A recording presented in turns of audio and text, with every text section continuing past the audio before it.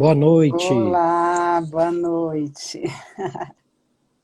doutora Gilmara. Agradeço muito você ter aceitado o meu convite Ah, e confesso que até os 45 do segundo tempo eu não sabia o que iríamos falar, porque eu queria falar de tanta coisa contigo para aproveitar a sua experiência, que fiquei na dúvida no que a gente conversaria. Só que disso eu pensei, porque eu sempre quis abrir, nem que seja uma vez por mês, um dia para responder perguntas. E eu falei, vou convidar ela uma vez por mês para a gente responder perguntas dos telespectadores e queria ver se você topa. eita! Bom, vamos lá, se a gente conseguir, né, ajudar aí. Se eu não souber, eu vou dizer que não sei, e tudo bem. Não, mas é exato, é assim mesmo, tem que ser tranquilo. Eu também sempre falo, se eu não sei, eu falo, eu não sei, eu vou pesquisar e depois eu te respondo. Mas Exato. é assim mesmo, é para ser um negócio bem descontraído.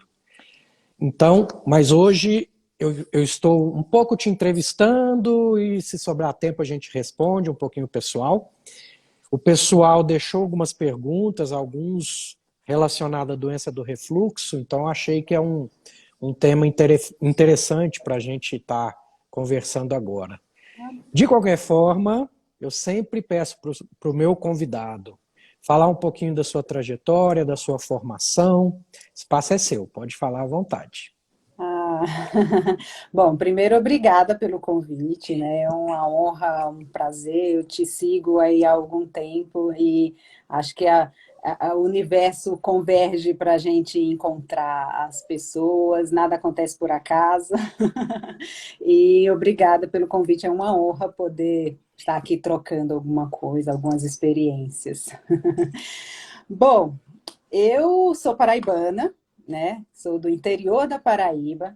Fiz faculdade em Campina Grande, sou de Campina Grande, fiz faculdade lá e vim para São Paulo para fazer o último ano da faculdade, né, o nosso internato, o nosso estágio, e com a intenção de já também prestar residência, prestar a prova para residência aqui. E foi o que aconteceu, já faz 23 anos, e fiz internato, prestei residência, entrei na residência, fiz cirurgia geral, depois gastrocirurgia e coloproctologia. E nesse meio tempo conheci o que é o meu marido, né? A gente começou a namorar, eu estava no último ano da faculdade, ele já era residente. E aí nós namoramos, quando eu acabei a residência, nós casamos, ele é gaúcho, então eu sou da Paraíba, ele é gaúcho. E aí, assim, os nossos planos que eram de voltar, eu tinha planos de voltar para Paraíba, a vida vai mostrando outros caminhos para a gente, né? E aí a gente decidiu ficar em São Paulo, a gente começou a trabalhar em áreas que a gente não vislumbrava voltar nem para Paraíba, nem para o Rio Grande do Sul, resolvemos ficar em São Paulo. E aí a vida foi caminhando, a gente tem dois filhos hoje em dia, então nós temos dois filhos, o Lucas de 8 e a Gabriela de 5. Então eu me divido aí entre a vida de consultório, né, médica, mãe de dois pequenos, e amiga, família, e é isso, a gente vai segurando, equilibrando esses pratos todos aí. E sempre curiosa e querendo aprender mais.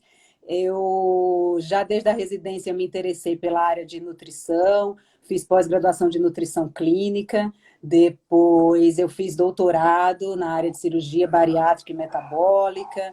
Hoje eu estou fazendo pós-graduação de nutrologia também. Fiz MBA de gestão, então a gente vai agregando aí conhecimentos e acho que tudo, uma coisa ajuda a outra. Né? Então eu tive um professor que me falou uma frase que me foi muito interessante. Ele falou: passeie em outras florestas. Saia do seu habitat e vá viajar, passear em outras florestas, né? Na floresta de o pessoal da tecnologia, o pessoal da gestão, o pessoal da administração, da engenharia. E acho que a gente, tudo que a gente aprende, a gente converge e acaba aplicando na nossa própria área. Então, eu sou uma pessoa muito curiosa, gosto de perguntar, conversar. Acho que você é assim também, né? Então, eu sou assim, curiosa, inquieta por natureza, e é isso. Excelente. É isso, a gente tem muita coisa em comum, né? Esse negócio de sair da zona de conforto para estar pesquisando novas áreas foi o que me levou para modulação intestinal, que eu estava sentindo que estava faltando algo mais para eu ajudar meu paciente. E apaixonei também pela nutrição, apliquei em mim, emagreci 20 quilos, estou mantendo, tenho suas escorregadinhas, que somos pessoas normais, né? Mas muito da sua trajetória eu me vi ali também. E hoje, enveredando aí na medicina integrativa, né, que é aquilo que a gente conversou do mente, corpo e alma, né, que Sim. tem que estar presente aí para conseguir, por que não falar, né, porque nós na medicina não gostamos de falar isso, por que não falar em conseguir a cura, né? Porque nós médicos não podemos falar em cura, Uhum. porque nosso conselho não autoriza a gente falar em cura, né, Gilmara? Uhum. Sim. Sim, é. A gente busca um equilíbrio, né? E esse equilíbrio é corpo e alma, mente e coração, né? Eu gosto de falar muito assim. E a saúde é o equilíbrio, né? Os caminhos de cada um são diferentes, e os pilares da saúde não tem como. Nós somos cirurgiões, somos coloproctologistas, mas assim, eu não vislumbro a gente pensar em tratar, em curar, sem passar pela alimentação. Então, eu brinco que eu sou a cirurgiã que evita cirurgia. Eu quero tirar o povo da fila de cirurgia, o que adoro operar, quando realmente precisa, quando tem que fazer. Mas eu adoro tentar achar o equilíbrio, ajudar as pessoas a encontrarem seu equilíbrio, seus caminhos, porque então não tem como a gente fugir da alimentação e às vezes é difícil a gente ter aquela conexão, né, com o paciente para fazê-lo entender que o remédio não é o melhor caminho, não é o único caminho, pelo menos não é o caminho inicial, que a gente tem outras coisas que a gente tem que atentar. Então, por isso que vem a paixão pela nutrição, pela nutrologia, né? Eu ainda sou curiosa nessa área de medicina integrativa, como eu te falei, eu estou fazendo uma pós de nutrologia, modulação intestinal, eu tenho adoro pensar, estudar a respeito, mas então tem aquelas referências, né, que nós dois conhecemos, os profissionais que a gente tem como referências no Brasil, no mundo. Então é isso, eu acho que cada vez mais, quanto mais a gente estuda, mais a gente percebe que o simples é o principal. Né? Exato, exato. É, como dizia a Legião Urbana, né? Se o simples fosse visto como o mais importante, que é o Exato, exato. que o pessoal esquece de olhar o simples, ou então o próprio paciente, Gilmar, não sei se você percebe isso em consultório, ele é imediatista, ele quer algo que melhora o sintoma ali na hora e não quer saber de mudanças de hábito. E, como você sabe, a medicina também tem essas artimanhas para aquele paciente que não quer mudar hábitos. Mas até esses é bom a gente plantar a sementinha, né, para ver se floresce alguma coisa, né? Sim, sim, eu acho é bom. E aí, também recente, tem essa história da internet, né? Das redes sociais. Você faz um trabalho aí fantástico, fazendo conteúdo, deixando conteúdo disponível. Porque assim, a gente joga as sementes, a informação é poder, né? Então, eu falo sempre também, eu te dou, a gente fornece informações, fornece os caminhos. Com informação, as pessoas têm maior capacidade de tomar as decisões, o que querem para si. Porque muitas vezes eles, sim, têm essa visão imediatista porque o mercado se desenhou assim. Mesmo nós, na faculdade, a gente foi ensinado a tratar das doenças, né? Essa mudança de visão é mais recente e não é rentável, né? O mercado aí que quer vender remédio, que quer vender comida que vicia, né? A droga do século é o açúcar. Então, assim, tem muitos interesses envolvidos e despertar para isso. As pessoas crescem já, a gente é educado, as crianças já crescem com a visão e o vício no paladar. Então, lutar contra isso não é tão simples, não é tão fácil, mas a gente vai plantando a semente, vai distribuindo informação. A internet tem esse poder fantástico, né, de a gente colocar. Tem muita coisa ruim, mas tem uma possibilidade de colocar muita coisa boa, né? Quando a gente atende Exato. um paciente no consultório, a gente ajuda um por vez. Quando a gente põe isso na rede, a gente amplia isso aí com um poder gigantesco, né? Então, eu acho que vamos usar para o Exato. bem, vamos jogar energias boas para o universo e vamos torcer. Excelente. Gilmara, eu escolhi esse tema, que foi um tema de perguntas mais repetitivas, e que eu creio que dá para a gente já dar essa primeira visão tradicional e também integrativa da patologia, né? Porque doença do refluxo gastroesofágico, ela tem um componente anatômico, tem um componente psicológico, tem o componente de hábitos, então dá para a gente trabalhar bem legal nisso, Sim, vamos falar assim, né? sim, sim.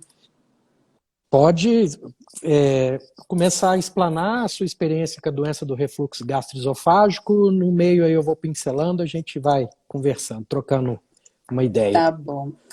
Bom, doença do refluxo é um tema que eu adoro, né? Então, como eu fiz gastro e prócto, né? Então, às vezes, eu tenho um viés de que, como eu sou mulher na coloprocto, não tem muito, né? Então, eu tenho muitos pacientes que me procuram muito mais por coloprocto do que por gastro, mas eu sou gastro também e trato muito gastro, e refluxo é uma das doenças que eu adoro falar. Bom, primeira coisa, eu acho que a gente tem que fazer uma diferença que muito os leigos confundem, muitos pacientes confundem muito, que hérnia de hiato e refluxo é a mesma coisa, né? Então, a primeira coisa é isso, que a hérnia de hiato, né? Lembrando, você tem bastantes, aqui deve ter bastante não médico, né? Então, repassando, a hérnia de hiato é quando o esôfago, que vem da boca até o estômago, levando o alimento, ele ultrapassa o diafragma por um orifício que se chama hiato do diafragma e ele chega no abdômen. Quando esse esôfago sobe um pouquinho, o estômago sobe através do hiato, isso é a hérnia de hiato. Então, o estômago sobe um pouquinho para o tórax, e aí isso é a hérnia de hiato. Essa mudança de posição pode ocasionar o refluxo gastroesofágico, que é quando o próprio nome já diz, quando existe o refluxo de conteúdo do estômago para o esôfago.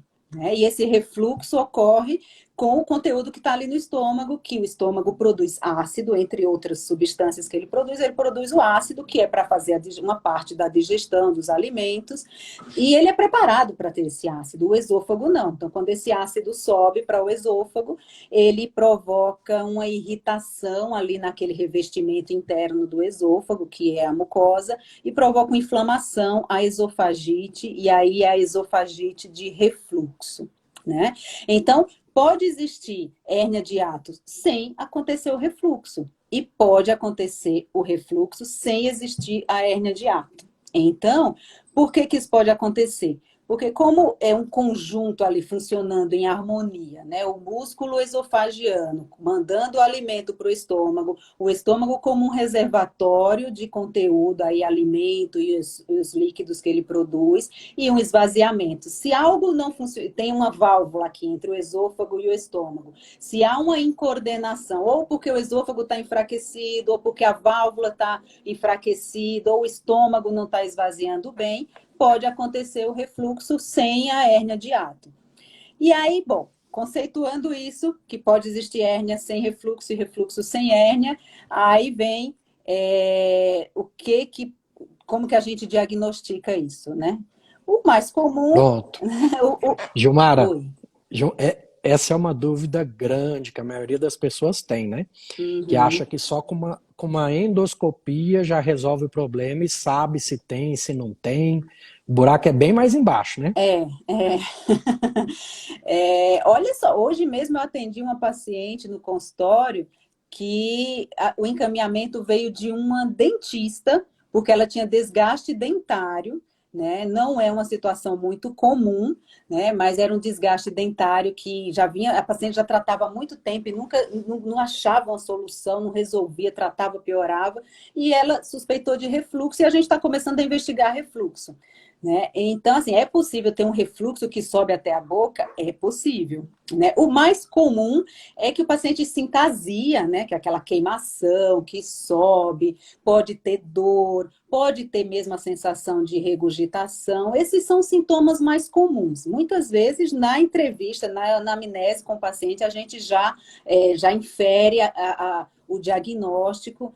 E muitas vezes também, quando o paciente é jovem, não tem nenhum sinal de alerta, alguma coisa que suspeite que seja algo mais grave, não tem sangramento, não tem anemia, não tem perda de peso, a gente está autorizado até a iniciar um tratamento, né, como um teste terapêutico aí para refluxo e reavaliar com o período de 6 semanas a 8 semanas. Mas o mais comum, quando o paciente já não é tão jovem assim, o primeiro exame que a gente precisa fazer é sim uma endoscopia, é o exame inicial, né? É lógico que antes de fazer exame, a gente vai ver a questão do hábito alimentar, vai orientar. Eu brinco que assim, refluxo, vai ter medicamento?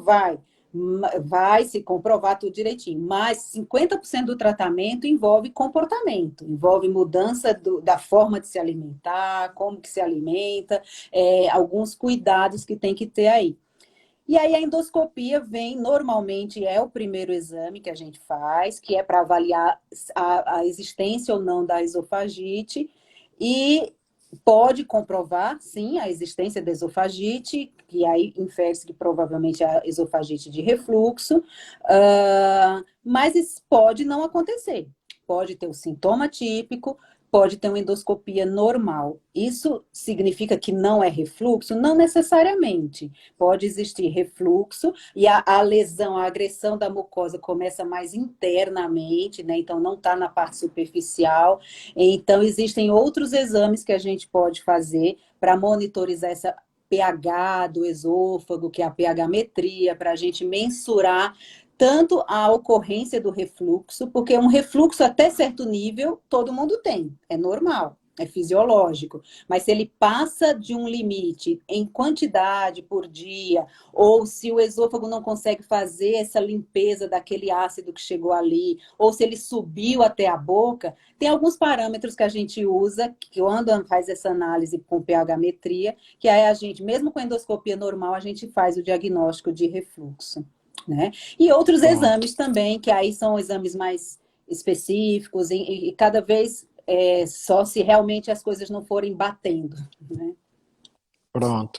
Então, assim, o pessoal tem que entender que é uma patologia que o otorrino pode ter sintomatologias ali, tal, uma nasofibroscopia, algumas coisas, sinusite de repetição, ele vai desconfiar do refluxo, igual a Disfonia doutora falou, os muito, né? dentistas, exato, perda do esmalte por causa da acidez, distúrbios do sono pode estar relacionado a refluxo, né, a apneia do sono, Sim. halitose, mau hálito, às vezes investiga tudo e não descobre, e a causa pode estar sendo o refluxo. Então, o diagnóstico anatômico, geralmente a endoscopia mostra algumas alterações anatômicas, mas o diagnóstico de precisão é o fisiológico, a doutora vai confirmar para mim. Para eu operar um paciente muito sintomático, eu tenho que comprovar, através de uma pH-metria, e de uma manometria para mostrar a incoordenação dessa contração do esôfago com o estômago, e a pH-metria de 24 horas, que é igual um holter de coração, só que com a sondinha que o paciente fica ali 24 horas, vai calcular, igual a doutora falou, um score lá que é o DMISTER, que vai, dependendo de quantos você tiver em 24 horas, ele já vai de acordo com estudos que já fizeram muito tempo atrás, que o seu é fisiológico.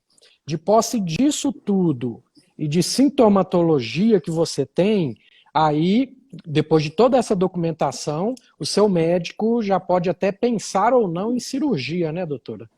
O tratamento, como eu te falei, a gente precisa comprovar que a cirurgia vai corrigir um problema anatômico, se esse problema anatômico existir e for corrigível com cirurgia. Nem todo refluxo é assim, né? Então, às vezes, a pessoa tem, por exemplo, um diabetes, que já tem um problema de esvaziamento do estômago, é um estômago que o esôfago está normal, a válvula está normal, só que o estômago não esvazia. Então, não adianta eu fazer uma cirurgia para fazer uma válvula ali no esôfago, né, com o estômago, refazer uma válvula, porque não vai resolver o problema, porque este não é o problema, não é corrigível com cirurgia. Então, como você falou bem, a gente tem que confirmar que realmente é um problema anatômico, que é isso que a gente vai corrigir com a cirurgia, né? Então, a manometria é um exame. Lógico, se o paciente tiver uma hérnia de hiato enorme, de 8 centímetros, 10 centímetros, às vezes não precisa, não, sintoma típico e tal, muitas vezes não precisa de uma manometria, de uma pH-metria, e tem esofagite clássica, então não precisa. Mas não é a maioria dos casos. A maioria dos casos é uma hérniazinha pequena ou não tem hérnia. Então, a manometria é um exame que eu gosto de fazer. Não digo 100%, porque em medicina nada é 100%, né? Mas a gente é uma confirmação que a gente vai medir. A manometria, a gente tinha falado da pH-metria, agora a manometria a gente vai medir a força dessa musculatura, tanto do esôfago quanto da válvula, né, entre o esôfago e o estômago, para confirmar se realmente essa válvula está funcionando inadequadamente, e é ela que a gente vai corrigir na cirurgia.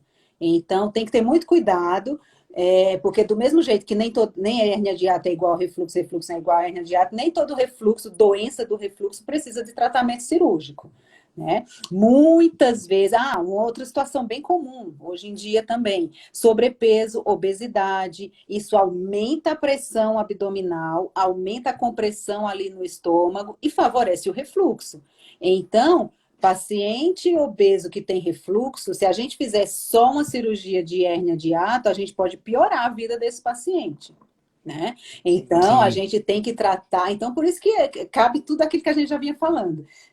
Olhar o paciente como um todo. Eu não estou olhando só para o estômago dele, para a hérnia de hiato. Eu estou olhando para o ser humano, né? Como ele come, como ele é, a altura, o peso, tudo. A gente tem que analisar tudo.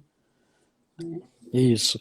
E aí entra a desautonomia, né, que o próprio estresse, a ansiedade provoca na pessoa, que entra no meu querido nervo vago, que Ah, esse regula tudo. E o uhum, estresse, a ansiedade, ele é o parasimpático, ele é o freio.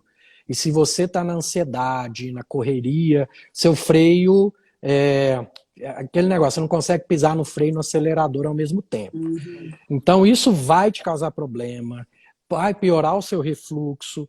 Por isso que, aliado a isso, a gente associa terapias psicológicas, tem o pessoal Perfeito. da osteopatia que consegue manejar essas desautonomias junto com a gente. Então, a gastroparesia dos diabéticos também, igual a doutora falou muito bem. Se opera um paciente desse, você está arrumando um problema para você. Você vai ter que desfazer essa válvula, porque o paciente não vai conseguir comer, vai distender, vai encher de gás ali na barriga. Então, realmente, né, doutora, a gente tem que pôr tudo na balança, né, para decidir, e é uma decisão conjunta com o paciente. Sim, A gente sim. mostra para eles até as possíveis complicações e é igual eu falo na hemorroida, né?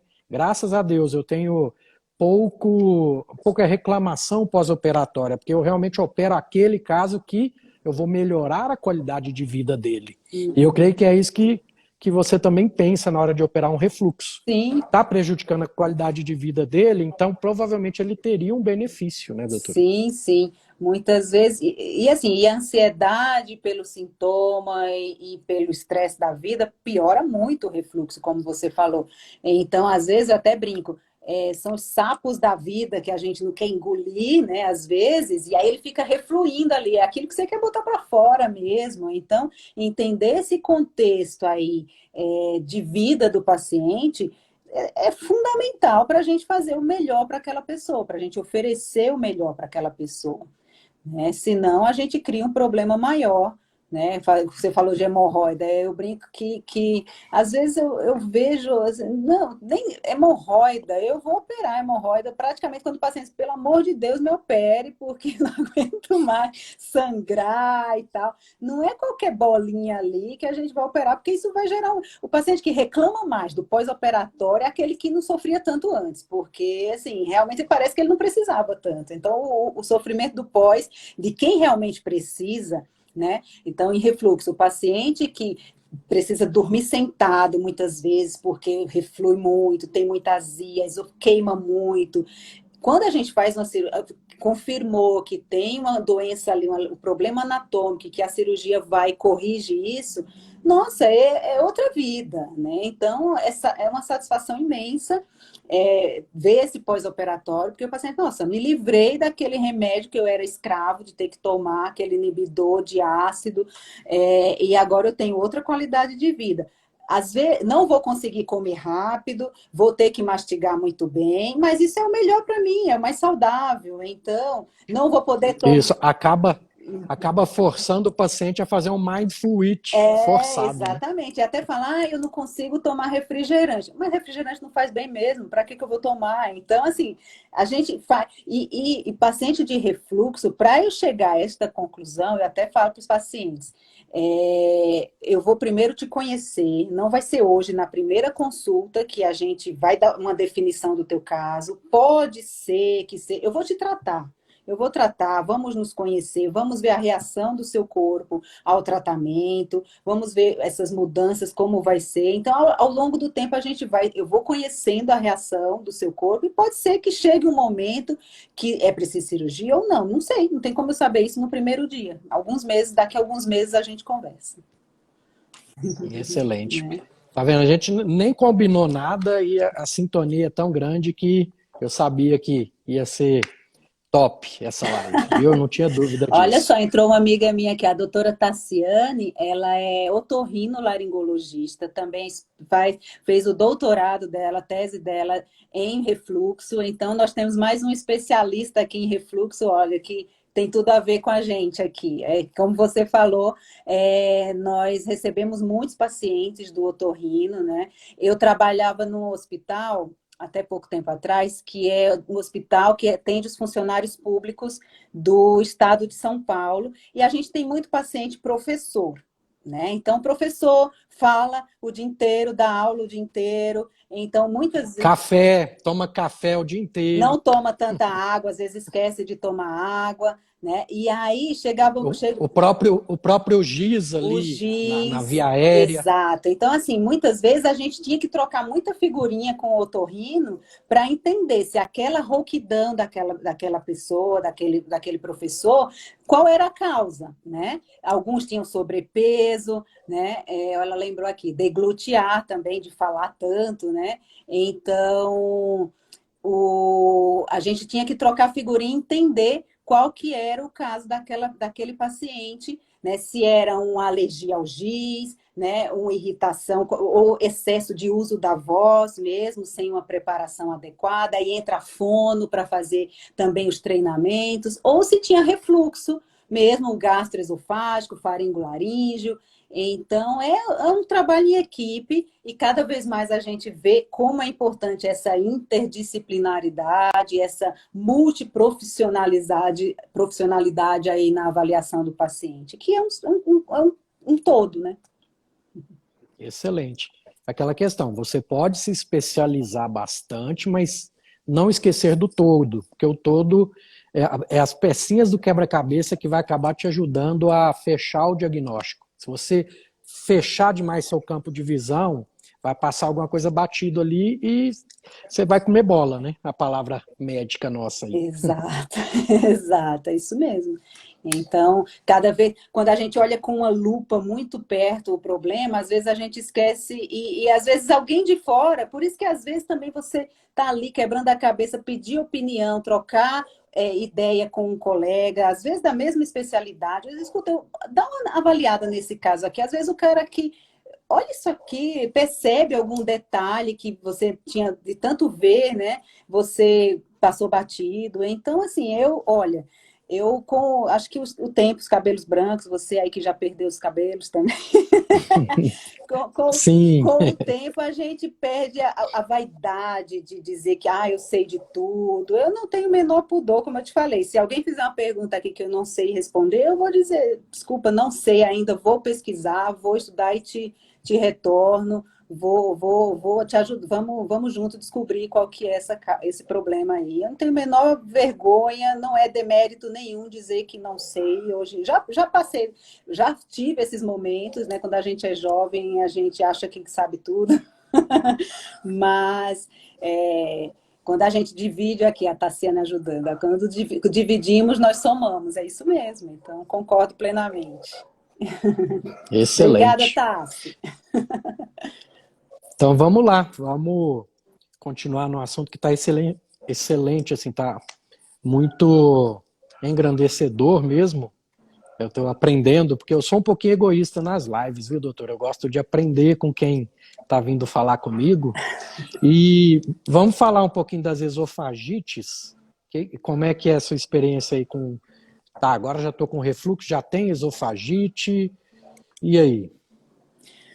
Bom, você está falando do tratamento, né? Então, esofagite, é assim, a gente está falando de esofagite de refluxo, o mais comum é o refluxo ácido, mas algumas vezes esse refluxo não é ácido. Nos últimos anos tem se descoberto até o problema que o refluxo alcalino também pode causar ali no esôfago, né? Então, quando o caso tem o mais comum, mas quando o paciente ou não responde ao tratamento, ou tem alguma coisa estranha, a gente tem como investigar outras causas, né? Ou o paciente já teve uma cirurgia, tem ali, faz a endoscopia e vê que o estômago está cheio de bile. Então, aí a avaliação é um pouquinho diferente, pode mudar um pouquinho o tratamento.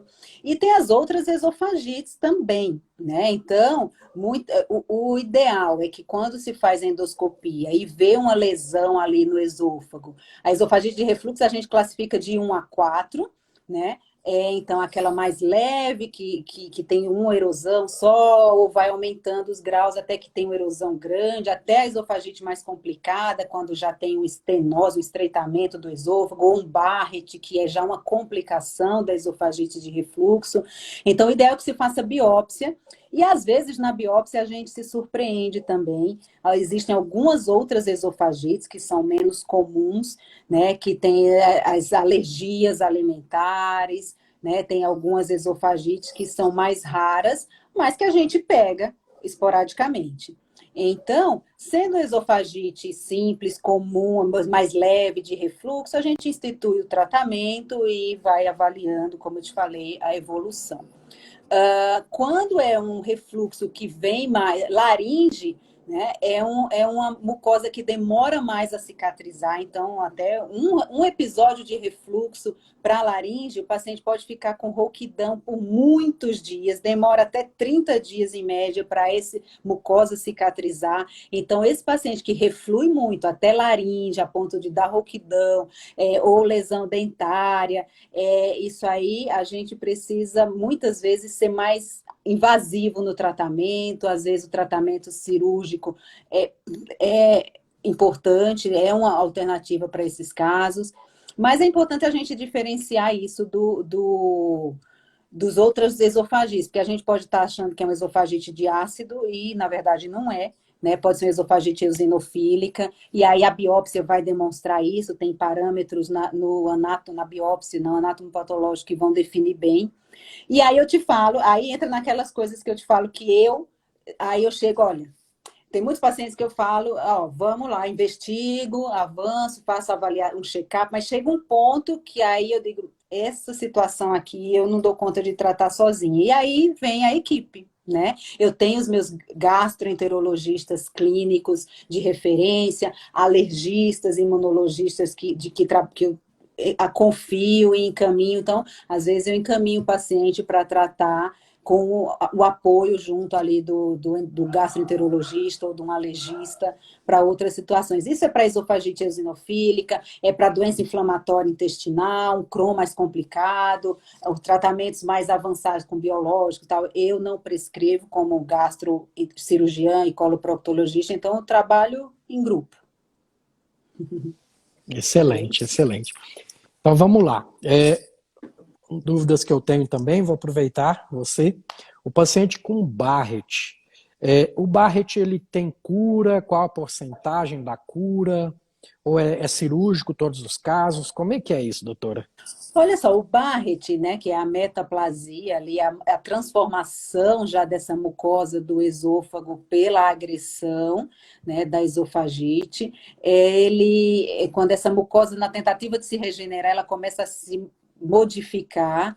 E se ele for longo, então assim, o Barrett a gente consegue medir, né? Então, o tamanho dessa alteração. Quando o Barrett tem mais que 3 centímetros, aí a gente liga um alerta ali, que é um fator de risco maior, se ele, principalmente pelo tamanho, e se na biópsia mostrar também displasia, que aí já é uma modificação a mais, se ele estivesse modificando para desenvolver um câncer, né? Então, um Barrett que tem mais que 3 centímetros, alguns falavam 2 centímetros, 3 centímetros, ou quanto maior, maior o risco, e se tiver displasia, então é um Barrett que preocupa mais. Um Barrett de 1 centímetro, um Barrett pequeno, sem displasia, os guidelines, os protocolos não mostram aumento de risco de desenvolvimento de câncer. Precisa sim tratar o refluxo, tratar a causa, mas não é que esse paciente está fadado a ter câncer, não, né? Então, quando o Barrett é mais longo, eu tenho que ter mais garantia de que esse tratamento seja eficiente.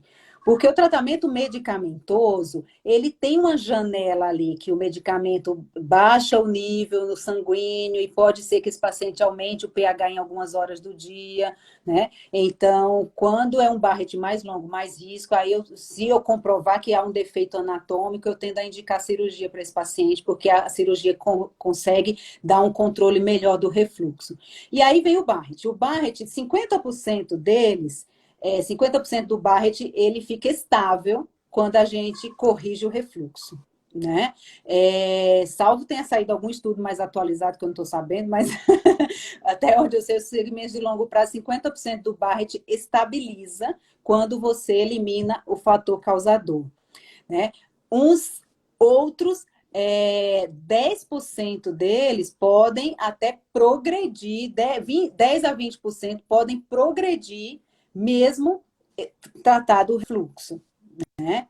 E os outros 30% podem regredir, né? Então, essa é a média, a maioria fica estável. Então, moral da história, a gente tem que corrigir o refluxo, tem que garantir que tratou o refluxo, mas esse paciente não vai se livrar do acompanhamento. A gente tem que manter um acompanhamento para ver como que vai ser a evolução desse Barrett.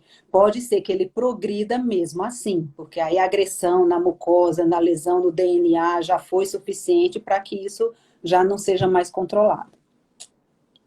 Certo. E existe alguma terapia endoscópica, argônio, alguma coisa que eu queimo aquela mucosa ali, resolve, não resolve? Já estudaram isso? Existe, já estudaram, né? Tem procedimentos que faz a retirada ali daquela mucosa com argônio, mas alguém perguntou aqui, mas é controverso ainda, né? Há alguns estudos que mostram bons resultados e que controla o refluxo, controla esse Barrett, ele não volta a crescer, mas alguns outros estudos que mostram que ele volta a evoluir com o Barrett novamente. Então, assim, se o paciente tem um risco cirúrgico alto, ou o Barrett está progredindo, porque a cirurgia, às vezes, se o Barrett está progredindo, está quase ali na linha de virar um câncer, a cirurgia é fazer uma cirurgia grande, radical, de retirar o esôfago. Então, a gente lança mão da tentativa de fazer um tratamento que seja, ainda que tenha uma falha, mas é melhor tentar, né, tendo a chance de ter sucesso, do que já partir para uma cirurgia mais radical, que vai fazer a retirada do esôfago, ter que colocar o esgar. Então, tá ali, metade, metade. Pode evoluir ou não, o tratamento com argônio pode ser eficaz em alguns casos. É uma patologia polêmica, né? Nos gastrão da vida aí, causa sempre bastante debate, né? Na SOBED também, que o pessoal da endoscopia começou a ser mais invasivo, fazer algumas coisas que antigamente não se fazia, estão ficando mais corajosos, né, doutora? Aí às vezes vem para a gente fazer alguma coisa de urgência, né? Exato, exato. É. E Todo endoscopista tem que ter um cirurgião de retaguarda, né? exato. E assim, também tem o viés, como tudo na vida. Se o único instrumento que eu tenho na mão é um martelo, eu vou tratar tudo como prego, né? Então, se eu sou endoscopista, eu vou tratar com endoscopia tudo que encontrar pela frente. Se eu sou cirurgião, eu vou fazer cirurgia. O clínico, que não faz nenhum nem outro, vai dar com remédio para todo mundo. Então, assim, esse é o grande desafio da gente encontrar e ter a humildade de saber o que é melhor para aquele paciente diante do que a medicina me dispõe, mesmo que não seja eu o médico desse paciente. Então, eu Exato. acho que esse é o grande desafio. Aí vem a medicina integrativa, justamente para ajudar nesses casos também, de uma forma multidisciplinar, igual você falou muito bem antes, né? Doutora, eu sempre peço para os meus convidados darem algumas dicas de livros que mudaram sua vida, pode ser na área médica, fora da área médica, o espaço é seu. Lembra de algum? Nossa, sim, né? Você sabe que agora eu estou na fase de ler muitos livros infantis e me surpreendo quando a gente começa a enxergar diferente os livros infantis, né? Porque eu tenho dois filhos, um de 8 e um de 5, e a gente às vezes pega lições. Doutora, as coisas são. Olha como o universo é. A idade dos seus filhos é exatamente a idade dos meus dois filhos também. Olha só, Tem dois meninos, um de 8 e um de 5. olha só, tá vendo? A gente tem mais em comum do que a gente pensava. Então, assim, tem muitos livros legais e um livro, assim, lá atrás que me fez pensar muito e que hoje em dia eu fico vendo, e aquilo que eu te falei, que a gente começa a estudar, quanto mais a gente estuda, mais a gente vê que a gente tem para aprender e que a gente não tem vergonha de dizer que não sabe. E essa história de visão do quanto as energias influenciam, né? Então, é um livro que eu li quando era adolescente, chama O Poder do Jovem. Né? E aí, assim, eu sou. Você até tinha me perguntado um tempo atrás se eu sou religiosa ou não, se eu tenho religião ou não. Eu acredito em Deus e acredito. Não tenho uma religião. Nasci católica, né? Porque a maioria dos brasileiros nasceram católicos, mas eu não pratico. Hoje em dia, eu não pratico, nem casei na igreja, meus filhos não são batizados, mas eu acredito em Deus, acredito numa força acima de nós que comanda tudo. E esse livro me fez pensar, foi no momento que eu já estava bastante questionativa sobre o que é Deus, ou qual é o poder disso tudo. E é Lauro Trevisan, e ele fala o poder do jovem, era para adolescente o livro, e fala que assim, o seu consciente, e isso tem tudo a ver com o que a gente está falando, com medicina, o poder o Deus está no nosso consciente, no nosso inconsciente, no nosso cérebro, quando a gente vibra coisas boas, quando a gente pensa em coisas boas, a gente tem poder de trazer a saúde para o nosso corpo, inclusive, de fazer as coisas acontecerem. Então, é isso. Foi um livro que me foi bastante marcante naquela época, acho que eu li, eu tinha 15 anos de idade.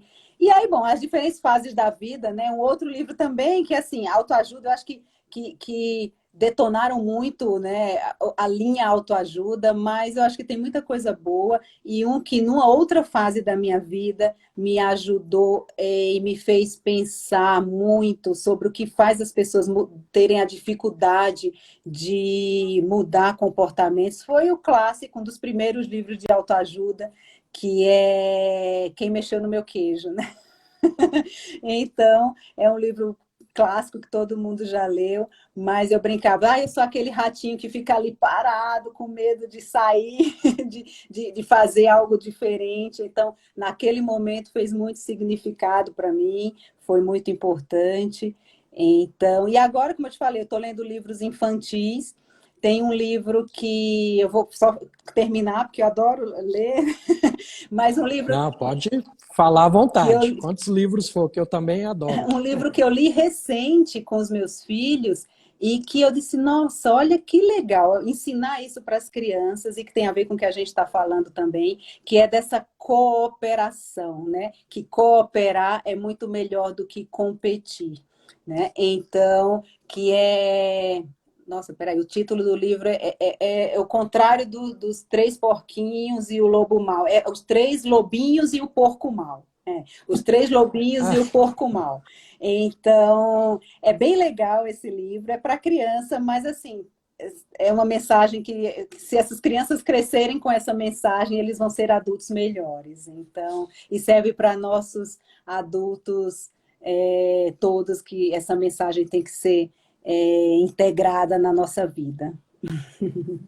excelente. São livros de infantis, mas que está mascarada ali uma psicologia positiva, né? Que é Sim, importante. sim, total. Pronto. Doutora, eu sempre peço para o convidado também falar dos seus projetos futuros e como que o pessoal faz para te encontrar. Ah, olha só, pessoal, aqui, ó, minha mãe acabou de entrar aqui, ó, bateu palminha, oi, maninha. Maninha, eu falo mãe ainda, viu? Lá no Nordeste a gente fala maninha. Bom, assim, eu te falei, acho que os pontos vão se conectando, né? A gente vai mudando os planos. Eu vim para São Paulo com a ideia de voltar para Paraíba, casei com um gaúcho, fiquei aqui, meus filhos nasceram em São Paulo, não me vejo saindo de São Paulo neste momento. Ah, mas o que que eu fui agregando de conhecimento e hoje eu tenho um projeto junto com um grupo de médicos. Eu tenho vários projetos em andamento, né? Eu tenho a minha clínica, o meu consultório, junto com o meu marido, que é cirurgião também, ele é cirurgião oncológico, e a gente tem o nosso plano de fazer a clínica. Apesar de sermos cirurgiões, como eu te falei, a gente quer cuidar da saúde, não das doenças. Então, a gente tem um projeto de fazer uma clínica maior, multiprofissional, onde a gente precisa realmente de trazer para junto, que hoje a gente já trabalha em equipe, mas meio que separada, a gente tem um projeto de fazer junto uma clínica que possa olhar a pessoa de uma forma integral e ajudar os pacientes de forma integral. Tem um bracinho aí com um grupo de médicos, que a gente tem um projeto de fazer algo para médicos, para ajudar, porque médicos a gente virou muito, apesar da gente ser a linha de frente da saúde, muitas vezes a gente vira pecinha manipulável no mercado de saúde, né? Então, a gente tem um projeto de trabalhar em conjunto médicos para ser protagonista mesmo, ajudar outros médicos a tomar a frente, a levar informações de inovação, porque está explodindo aí de tecnologia, inovação em saúde, então da gente estar à frente dessas discussões, desse mercado. Então a gente tem projetos com tecnologia para envolver e agregar a classe médica nesse sentido. Pessoal, eu quero ser uma mãe cada vez melhor para os meus filhos, ser uma pessoa cada vez melhor para este mundo e disseminar informação. Como eu te falei, a internet, eu comecei a fazer algumas coisas em internet na quarentena, foi um dos aprendizados da quarentena. E aí eu vi o poder, né? Lógico que eu já sabia, mas assim, a gente fica naquela, segura, não sei o quê, com filho pequeno. Eu sou uma mãe bem galinha, assim, que quero tudo, tomar conta de tudo. Mas aí eu disse, não, quer saber? Eu vou mandar para o universo, vou colocar informação na internet. Então, assim, hoje eu tenho uns retornos muito legais de que orientações simples que a gente consegue fazer na internet, usar as redes sociais para isso. Não sei se eu vou. O retorno que eu estou ganhando é satisfação pessoal, o retorno das pessoas me mandarem mensagem lá do interior do Mato Grosso, me dizendo: Nossa, doutora, eu segui, você deu uma orientação que eu comecei a fazer e hoje meu intestino está funcionando melhor. Ai, muito obrigada, nunca soube disso. Lá no interior do Nordeste, sabe? De lugares que não consegue ter especialista, né? Não consegue, o serviço de saúde tem filas, a gente tem muita carência ainda no Brasil. Então, olha, então assim, jogo para o universo coisas boas, a gente dá e a gente não precisa de muito para ser feliz. Então, assim, tendo alguns retornos que alimentem a alma, o corpo, o universo conspira para o bem, né? Então é isso. Maravilhoso. Não podia fechar melhor o nosso papo. Eu tinha certeza que ia ser excelente. Você, tímida lá atrás, no começo, quando eu te mandei mensagem, você, eu não sei, eu não mexo com isso ainda, me dá mais um tempinho. Aí eu fiquei ali rodeando e graças a Deus saiu. Fico muito feliz, muito grato. E se a gente for repetir a dose mensalmente, escolhendo os temas aí mais pertinentes na nossa área de atuação, eu acho que os beneficiados serão os nossos seguidores aí, nossos pacientes, sem sombra de dúvida. Ai, muito obrigada pela sua gentileza e pela sua insistência boa de me encorajar. Obrigada mesmo pela sua gentileza. Aí você falou, fica tranquila que eu vou guiando. Então, é um prazer, é uma honra estar aqui com você. Eu topo sim.